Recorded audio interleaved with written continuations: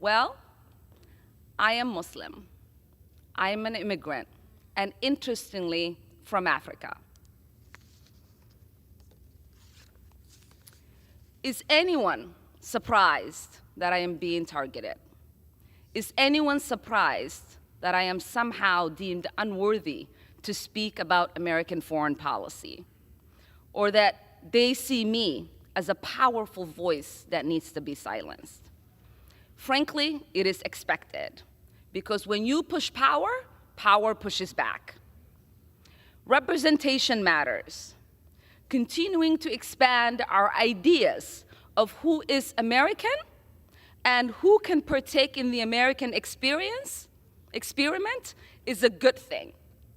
I am an American who was sent here.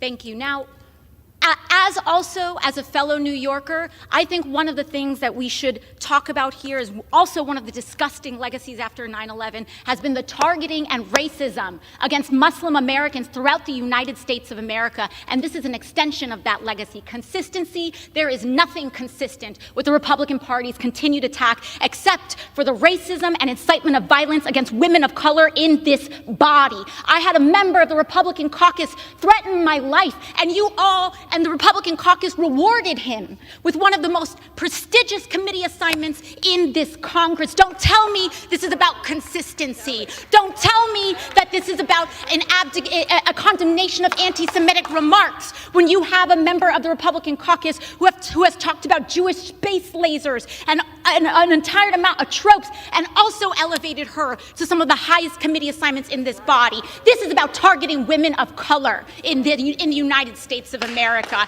Don't tell me, because I didn't get a single apology when my life was threatened. Thank you. Washington was shaken by a political decision that instantly set off nationwide debate. Representative Ilhan Omar was removed from a powerful House committee in a move that many saw coming, yet few expected to feel this heavy. The moment unfolded with tension, emotion, and sharp words that echoed far beyond the chamber. Questions quickly arose about motive, fairness, and whether this was truly about policy or something much deeper. Supporters viewed it as punishment for speaking boldly, while critics framed it as accountability long overdue. At the center of it all stood Ilhan Omar, unapologetic and defiant. She did not ask for sympathy, and she did not soften her tone. Instead, she challenged the very forces she believes are trying to silence her. Her words cut through the room with clarity and conviction. This was not just a response to a vote, it was a declaration of purpose. From refugee to lawmaker, her story has always disrupted expectations. The committee removal reopened old wounds about race, religion, and representation in American politics. It also reignited conversations about who gets to speak on foreign policy and whose voice is considered legitimate. For many watching, this felt bigger than one lawmaker. It felt like a defining test of democracy itself. And as the dust settled, one message stood out above all others. Ilhan Omar was not leaving quietly. In the end, Ilhan Omar's removal from a key House committee raises serious questions about responsibility and judgment in public office. This debate today, it's about who gets to be an American. What opinions do we have to be counted as Americans? This is what this debate is about, Madam Speaker. There is this idea that you are a suspect if you are an immigrant, or if you are from certain parts of the world, or a certain skin tone, or a Muslim. It is no accident that members of the Republican Party accused the first Black president, Barack Obama, of being a secret Muslim. It is no accident that former President Donald Trump led a birther movement that falsely claimed he was born in Kenya. Because to them, falsely labeling the first and only president of the United States of America a Muslim and African immigrant somehow made him less American. Well, I am Muslim. I am an immigrant, and interestingly, from Africa. Is anyone surprised that I am being targeted? Is anyone surprised that I am somehow deemed unworthy to speak about American foreign policy, or that they see me as a powerful voice that needs to be silenced.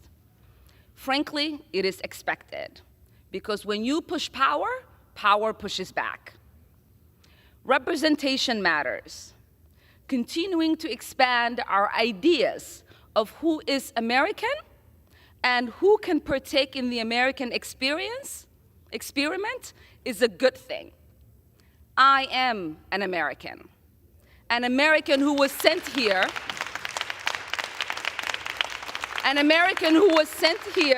by her constituents to represent them in Congress, a refugee who survived the horrors of a civil war, someone who spent her childhood in a refugee camp, someone who knows what it means to have a shot at a better life here in the United States, and someone who believes in the American dream and the American possibility and the promise and the ability to participate in the democratic process.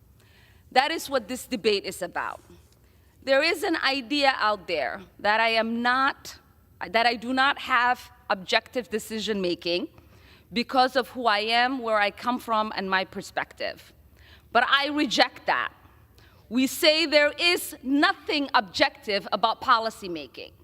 We all inject our perspective, our point of views, our lived experiences, and the voices of our constituents. That's what democracy is about. So what is the work of the Foreign Affairs Committee? It is not to co-sign the stated foreign policy of whatever administration is in power. It's about oversight. It's to critique and to advocate for a better path forward.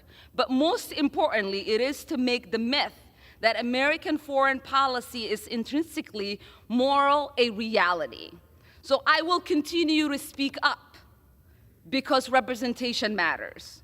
I will continue to speak up for little kids who wonder who's speaking up for them.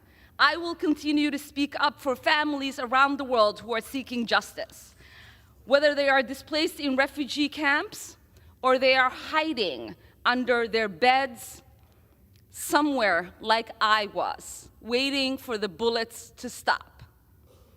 Because this child, survivor of war, would have wanted that. The 9-year-old me would be disappointed if I didn't talk about the victims of conflict, those that are experiencing unjust wars, atrocities, ethnic cleansing, occupation, or displacement like I did. They are looking to the international community and the United States, asking for help. They look to us because the international community and the United States profess the values of protecting human rights and upholding international law. So we owe it to them not to make this a myth, but a reality. I didn't come to Congress to be silent. I came to Congress to be their voice. And my leadership and voice will not be diminished if I am not on this committee for one term. My voice will get louder and stronger, and my leadership will be celebrated around the world as it has been. Critics argue that holding power requires restraint, clarity, and an ability to unify rather than inflame divisions. For many lawmakers, this decision was not about silencing a voice, but about drawing boundaries around conduct they believe undermines trust. Words spoken by elected officials carry global weight, and repeated controversy can weaken America's diplomatic credibility. Opponents contend that committee assignments are privileges, not entitlements. They emphasize that no individual is above institutional standards or accountability. From this perspective, the vote reflected a necessary assertion of congressional authority. It also signaled frustration with rhetoric seen as harmful or polarizing. While Omar frames the decision as persecution, critics see a pattern of statements that invite backlash. They argue that leadership requires careful balance between advocacy and responsibility. This moment, to them, was inevitable rather than shocking. They believe Congress must protect its integrity and public confidence. The controversy highlights the consequences of pushing boundaries without consensus. It also underscores that representation does not excuse repeated conflict. For her opponents, the louder response only reinforces their concerns. They maintain that disagreement is not oppression, and in their view, the committee vote was a clear message that actions, not identity, ultimately carry consequences.